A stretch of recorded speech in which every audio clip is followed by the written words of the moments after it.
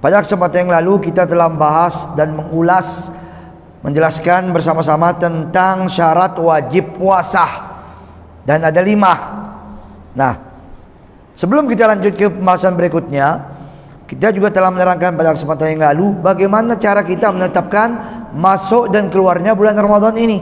Tentu di sana ada 2 cara yang umum dan cara yang khusus. Kalau cara yang umum maksudnya adalah mencakup seluruh kaum muslimin yang berada di suatu negara. Misalnya menggunakan metode ru'yatul hilal.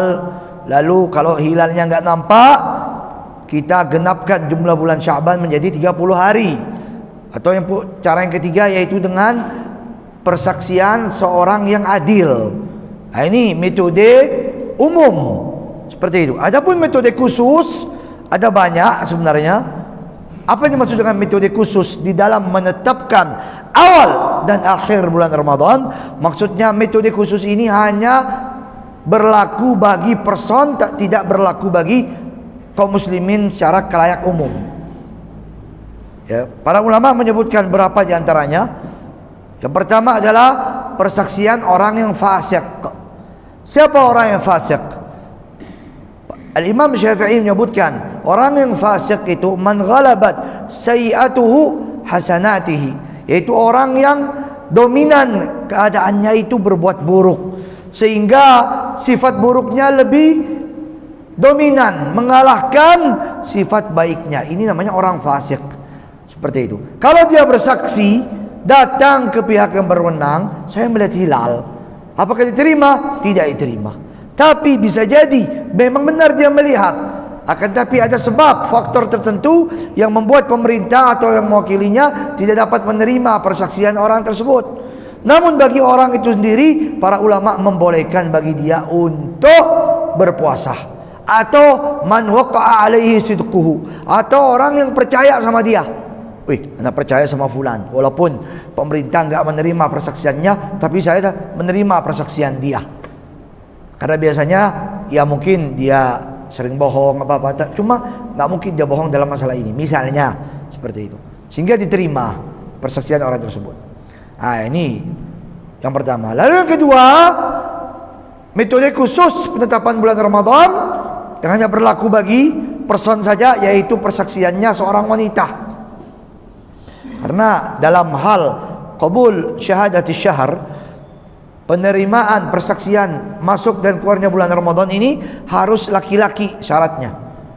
Jadi yang bersaksi ini harus terpenuhi syarat. Pertama dzukura, laki-laki. Kedua muslim. Ketiga hurrun, dia statusnya seorang yang merdeka, bukan budak. Lalu keempat statusnya keempat dia itu sudah baligh, sudah dewasa. Yang kelima mukallaf. Nah, kalau 5 syarat ini tidak terpenuhi, maka persaksian orang tersebut tidak diterima. Misalnya ada seorang wanita bersaksi melihat hilal, apakah diterima oleh pemerintah atau yang mewakilinya? Tidak dapat diterima persaksian wanita tersebut. Namun bagi dia sendiri, kalau memang yakin telah melihat hilal, boleh berpuasa. Lalu yang ketiga, ini sebenarnya yang ketiga ini menjadi topik yang hangat di setiap kali masuk bulan Ramadan, yaitu menetapkan masuk dan awal akhir bulan Ramadan dengan metode hisab. Jumhur ulama tidak menggunakan metode hisab. Bahkan al-madzahib al-arba'ah, madhab yang 4 dari madhab Hanafi, madhab Maliki, Syafi'i, Hambali, semuanya sepakat menetapkan metode ru'yatul hilal. Walaupun dalam madhab Hambali agak sedikit berbeda dengan jumhur ulama dalam penetapannya. Seperti itu.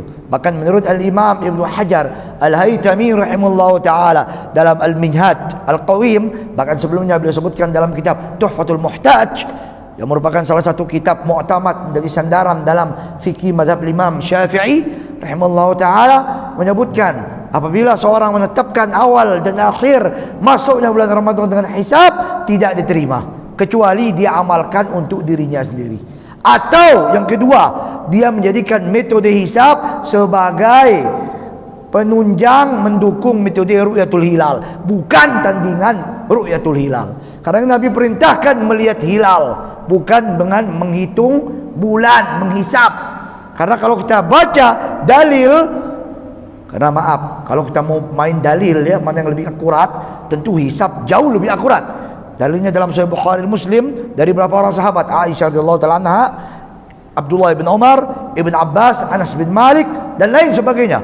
Semuanya mengatakan ru'yatul hilal. Adapun dalil hisab, tidak ada dalil yang lukas, tidak ada dalil yang tegas dalam masalah ini. Semuanya adalah ta'wilat. Semuanya hanyalah ta'wilat, penafsiran, dan rata-rata penafsirannya jauh dari hakikat.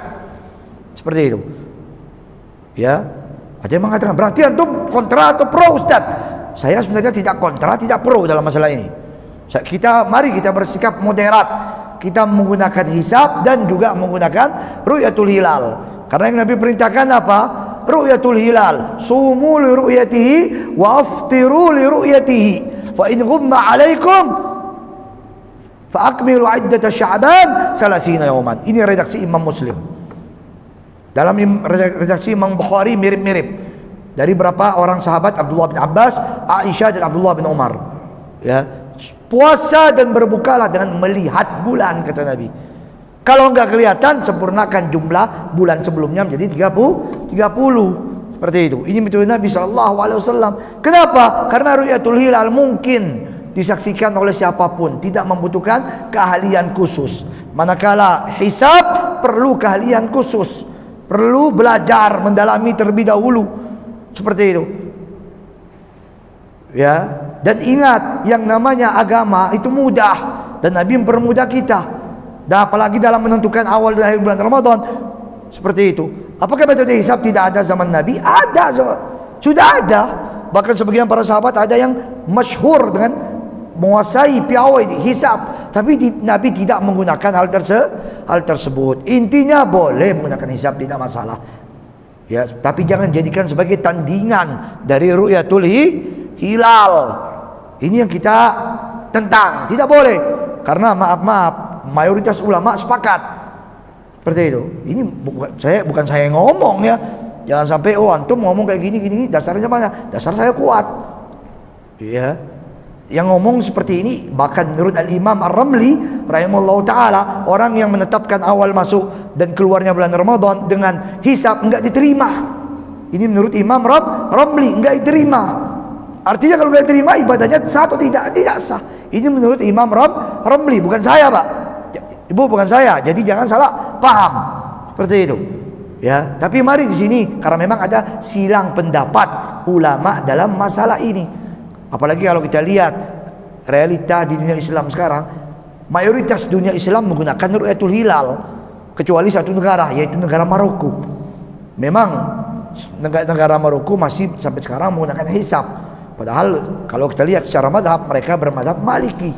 Seperti itu. Ya, adapun di Indonesia mayoritas menggunakan ru'yatul hilal, namun ada juga ormas yang memakai hisab. Seperti itu. Tidak masalah kalau memang itu dijadikan sebagai penunjang ru'yah. Ya, untuk mendukung ru'yatul hilal, melihat bulan. Seperti itu. Jadi mohon jangan salah dipahami. Kalau kami secara pribadi tidak, waliyadzubillah ini, waliyadzubillah Pak ya. Sampai-sampai ada yang ada yang membid'ahkan. Sedikit-sedikit bid'ah. Wah, ini keliru juga ini. Jangan serampangan membid'ahkan sesuatu. Seperti itu. Kita menghormati segala pendapat yang ada. Seperti itu. Tinggal kita lebih condong ke pendapat yang mana, itu tergantung dengan dalil dan tergantung dengan ya hati kita condong kemana lah. Oh, saya lebih condong ke sini, Ustaz, ya silakan, monggo. Ya, Ustaz, saya lebih ke ini, ya silakan, monggo. Yang enggak boleh saling siku, saling hantam, saling mengkafirkan, membid'ahkan, ini yang tidak boleh. Ulama dari zaman dulu berbeda pendapat, bahkan Imam Malik sama Imam Syafi'i, bahkan Imam Syafi'i dengan Imam Ahmad yang notabene-nya guru dan murid pun berbeda pendapat. Apakah saling mengurangi, kok saling mencela, saling mengurangi rasa hormat di antara mereka? Tidak. Jadikanlah perbedaan ini sebagai rahmat. Taib. Ini para hadirin sekalian, sebenarnya ada 7 metode khusus, namun kita cukupkan dengan 3 saja. Ya, kemudian langsung kita masuk ke pembahasan berikutnya, yaitu arkanu as-shaum, rukun-rukun puasa. Ini penting. Rukun puasa itu ada 3. Pertama, niat, berniat. Dan ingat, kata Imam Nawawi rahimahullah ta'ala, niat itu di dalam hati. Sebagaimana sabda Nabi SAW, innamal a'malu bin niat, segala amalan tergantung oleh ini niat. Ustaz, kalau melafazkan niat boleh, tidak masalah, boleh. Dan ini pendapat mayoritas ulama, dibolehkan, asalkan jangan dijadikan patokan. Apa maksudnya patokan? Kalau tidak melafazkan niat nggak sah. Wah, ini salah. Ini yang keliru sebenarnya. Karena yang penting hati niat. Percuma lihat lisan kita komat kamit niat, bapak-bapak, ibu-ibu sekalian. Kayak dukunnya komat kamit niat. Nawaitu soma gadin an adai fardi syahri Ramadan lillahi ta'ala, hadis sanati lillahi ta'ala. Lisannya seniat, tapi kalau hatinya niat, sah tidak? Salat isya atau salat subuh niat, usolli bla bla bla bla bla. Niatnya dengan mulut tapi hatinya kosong. Sah salatnya? Ulama sepakat tidak sah. Karena yang menjadi acuan adalah hati kita, seperti itu. Kalau menurut Imam Malik dan Imam Abu Hanifah, ya, dan ini juga pendapat yang muktamad dalam madhab Imam Syafi'i, boleh niat liwa'awinu al-lisanul qalbah, agar lisan memantapkan apa yang ada dalam hati, itu boleh. Atau lidaf'il waswasah, menghilangkan was-was, itu juga boleh. Karena ada sebagian orang kalau dia nggak niat lupa, atau kadang-kadang ragu, ini saya udah niat apa belum ya? Makanya kalau daripada ragu-ragu, lafazkan niat, tidak masalah. Tapi kalau sudah yakin, mantap niatnya dengan hati, maka cukup, tidak perlu dilafazkan. Dan maaf, sekali lagi maaf bapak-bapak, ibu-ibu, saya nggak setuju kalau ada yang bilang melafazkan niat bid'ah. Saya nggak setuju seperti itu. Ya, kalau dengan alasan nggak ada pada zaman Nabi, ya memang betul nggak ada pada zaman Nabi. Karena para sahabat niatnya sudah mantap. Lah kita, iman kita jauh gridnya, status derajat iman kita itu jauh sekali di bawahnya iman sahabat. Lah sahabat cukup niat sama hati, kalau kita kan beda. Seperti itu. Maka kalau memang perlu melafazkan niat, ya silakan, boleh. Seperti itu. Dan ingat, ketika niat puasa Ramadan, ada berapa hal yang harus diperhatikan. Pertama, yang namanya niat puasa Ramadan, bahkan puasa wajib, puasa denda, kafarat, ataupun puasa nazar, itu harus ada yang namanya at-tabyid. Apa at-tabyid? Yaitu niatnya dari malam hari. Mulai kapan? Mulai pas waktu isya.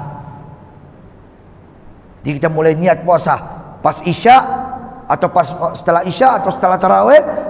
Yang penting niat di waktu malam, sebelum salat subuh. Pas sahur niat. Ini yang membedakan antara niat puasa wajib sama niat puasa sunnah. Dalilnya Ustaz? Dalilnya adalah hadis yang diriwayatkan oleh Imam Abu Dawud dan yang lainnya, juga Imam Ahmad. Nabi SAW bersabda, "Man lam yujammi'is siyama minal laili fala siyama lahu." Siapa yang tidak berniat puasa dari malam hari, enggak sah puasanya. Namun misalnya ada si A ini dia berniat, dia besoknya mau puasa, tapi lupa niat. Pas azan subuh dia datang ke masjid, ingat, ya Allah, saya lupa niat puasa hari ini. Apa yang saya lakukan? Pertama, puasa Anda tidak sah, wajib. Yang kedua, wajib Anda ganti nanti di hari yang lain di luar Ramadan. Ketiga, wajib imsak, wajib menahan puasa. Seperti itu. Ya, wajib menahan puasa sampai waktu berbuka. Nah, dan ini berlaku untuk puasa wajib. Lah bagaimana kalau itu puasa sunnah? Kalau puasa sunnah ada kelonggaran. Boleh berniat walaupun tidak pada malam hari. Dan ini seperti disebutkan dalam hadis, ya, yang diriwayatkan oleh Imam Muslim. Pada suatu hari Rasulullah SAW datang menemui istrinya. Jadi Nabi pulang dari masjid, selesai menunaikan salat subuh. bertanya kepada istri beliau, Siti Aisyah radhiyallahu taala anha, apakah ada makanan? Ada sesuatu yang dapat kita makan pagi ini?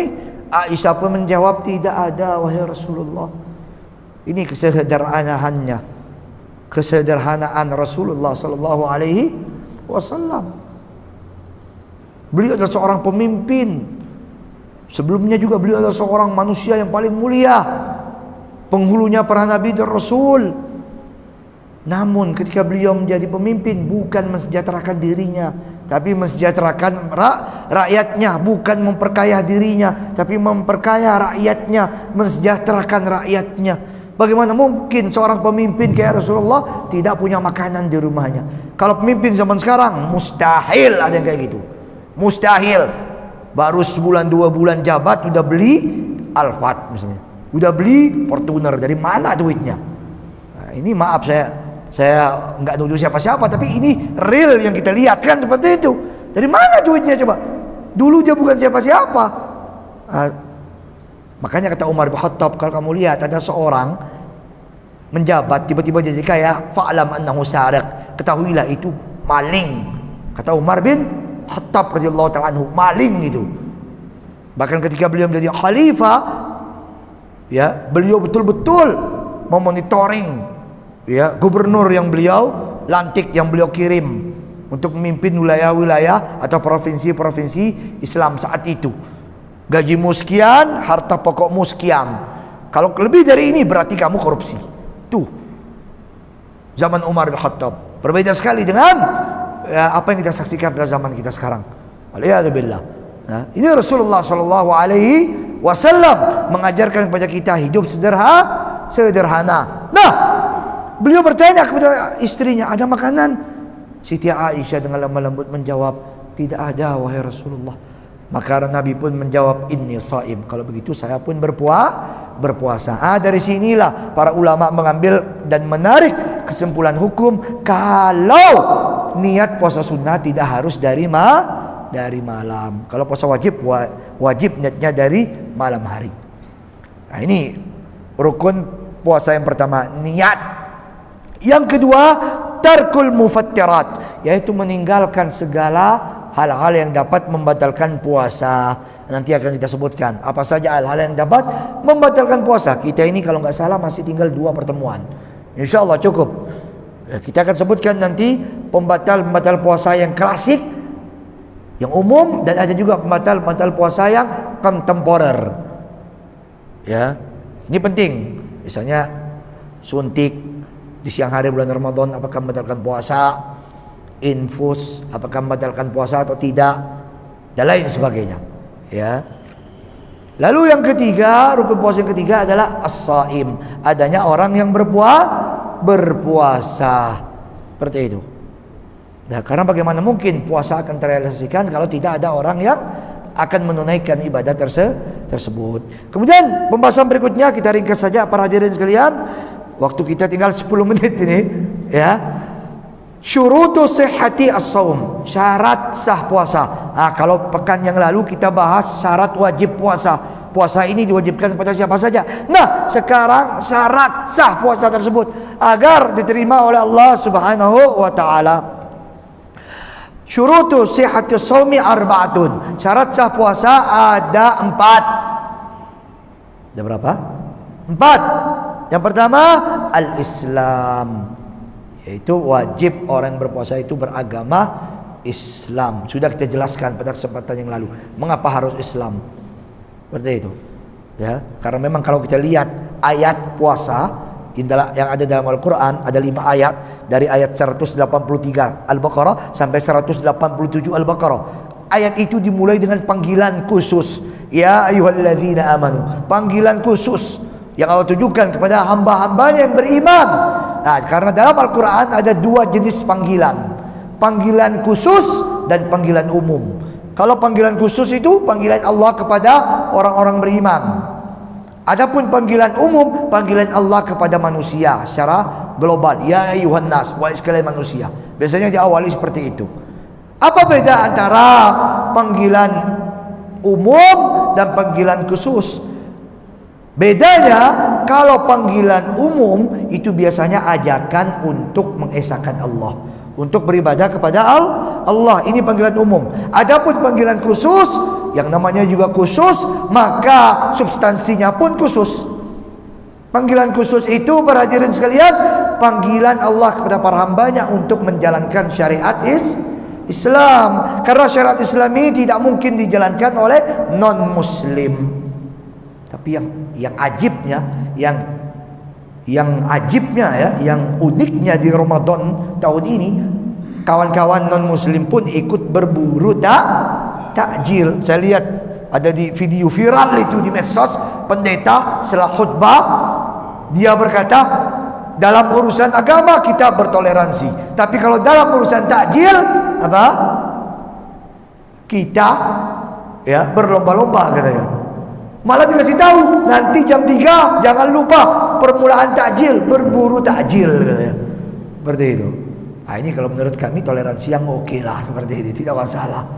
Ya, para hadirin sekalian. Ya. Nah, jadi ini syarat yang pertama, yaitu Islam. Lalu syarat yang kedua adalah wal aqlu, berakal.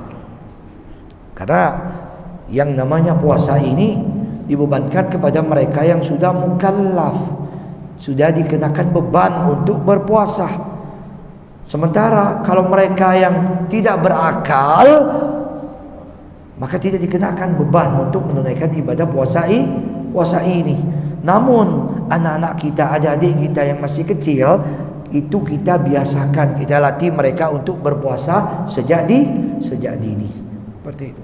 Kami telah menyebutkan di pekan yang lalu ya, mengapa kita perlu latih mereka agar terbentuk habit yang baik, ya, perilaku yang baik, kebiasaan yang baik di dalam diri anak-anak kita, seperti itu.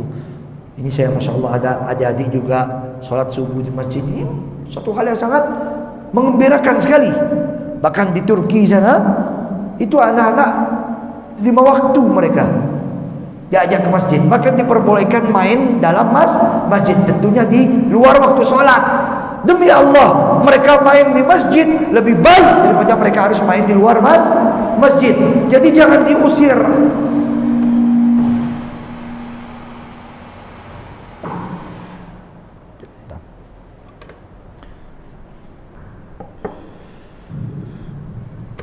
Jadi bapak-bapak, ibu-ibu yang kami hormati, jangan diusir anak-anak dari masjid. Ya, kadang mereka ribut atau nakal atau lari sana kemari, kita bersabar sedikit, nggak apa-apa. Karena kalau dari sekarang kita usir mereka, ingat, anak-anak kecil yang kita usir sekarang, mereka lah suatu saat kelak yang akan kita minta untuk datang kembali memenuhi, memakmurkan masjid ini. Hati-hati. Hati-hati. Makanya biasakan mereka untuk beribadah di rumah Allah Subhanahu wa ta'ala aja, enggak ada masalah. Kami di Islamic Center Bin Baz, kami perbolehkan ustadz, ustazah, masyarakat datang ke masjid bawa anak-anak, enggak apa-apa. Kalau main, kita sediakan, mainnya paling belakang sana, enggak apa-apa. Asalkan tidak datang ganggu orang sholat, enggak ada masalah. Seperti itu. Baik. Lalu yang berikutnya, ini syarat ketiga dan keempat khusus kaum Hawa ya. Wan naqa'u minal haidhi wan nifas, suci dari haid dan nifas, seperti itu. Karena apabila seorang wanita dia ya dalam keadaan berpuasa lalu tiba-tiba dia haid, maka batal puasanya. Yang menjadi permasalahan sekarang, bagaimana fulanah atau istri kita atau saudari kita, kakak kita, adik kita, anak perempuan kita, tetangga kita atau kaum muslimah, siapapun, dia dalam keadaan haid atau nifas, namun di tengah hari bulan Ramadan sebelum berbuka tiba-tiba dia suci. Apa yang harus dia lakukan? Tentu yang pertama dia mandi bersih. Jelas ini ya, hukumnya mandi bersih. Yang kedua, kalau memang dia sucinya sebelum waktu berbuka, disunnahkan bagi dia untuk menahan puasa. Misalnya fulanah, namanya katakanlah Zainab misalnya, atau Aisyah atau siapalah, jam 3 sore suci dari haid, dia mandi. Setelah itu apa yang dia lakukan? Disunahkan untuk menahan puasa sampai waktu berbuka, seperti itu. Nah, lalu yang berikutnya, Para hadirin kami hormati, yang keempat, maaf, wal ilmu bikaunil waqti qabilan lis-shaumi, mengetahui waktu yang boleh berpuasa. Ini penting, karena apabila seorang berpuasa di waktu yang dilarang, pertama, puasanya enggak sah. Kedua, kalau dia tahu hukumnya, dia langgar itu, ini bisa membuat seorang itu murtad tanpa sadar. Hati-hati. Mengapa? Karena dia melawan larangan Allah. Allah bilang jangan puasa, malah dia puasa. Nggak dapat pahala malah. Seperti itu. Ada beberapa waktu yang memang dilarang seorang untuk berpuasa. Yang pertama adalah di hari raya. Entah itu hari raya Idul Fitri ataupun hari raya Idul Adha, nggak boleh. Karena di kedua hari raya ini adalah hari raya yang bagaimana kaum muslimin bergembira saat tersebut. Oh, ini tinggal 2 menit ini, saya ringkas saja. Yang kedua, ayam tasyriq. Ayam tasyriq itu tanggal 11, 12, 13 Dzulhijjah. Itu enggak boleh. Kalau tanggal 10-nya kan hari raya Idul Adha. Nah, lalu yang ketiga, berpuasa pada hari syak. Apa yang dimaksud dengan hari syak? Hari yang diragukan, yaitu tanggal 30 Sya'ban. Mengapa dilarang? Bisa jadi karena bisa ada kemungkinan tanggal 30 Sya'ban itu bisa jadi dia itu tanggal 1 Ramadan. Bisa jadi. Makanya dilarang berpuasa pada hari tersebut. Banyak dalil dalam Sahih Bukhari dan Sahih Imam Muslim menegaskan akan larangan berpuasa di hari tersebut, kecuali bagi orang yang sudah punya kebiasaan. Contoh misalnya, saya sering puasa Daud, tiba-tiba jatuh puasa Daud saya, atau sering puasa Senin Kamis, tiba-tiba hari Senin jatuh pada tanggal 30 Sya'ban. Boleh nggak puasa pada tanggal tersebut? Boleh, karena saya tidak mengkhususkan puasa pada hari ragu-ragu tersebut, tanggal 30 Sya'ban. Tapi saya memang puasa hari Senin yang kebetulan jatuh pada tanggal 30 Sya'ban. Para hadirin sekalian, demikian dapat kami sampaikan, mudah-mudahan bermanfaat. Saya rasa tidak ada pertanyaan dulu ya, karena waktu sudah menunjukkan pukul 5.30 ya. Kita sudahi dan insyaallah kita akan lanjutkan kembali kajian fikih ringkas puasa ini di kesempatan yang akan datang biidznillah azza wa jalla. Mohon maaf atas segala kesalahan. Billahi taufiq wal hidayah. Wassalamualaikum warahmatullahi wabarakatuh.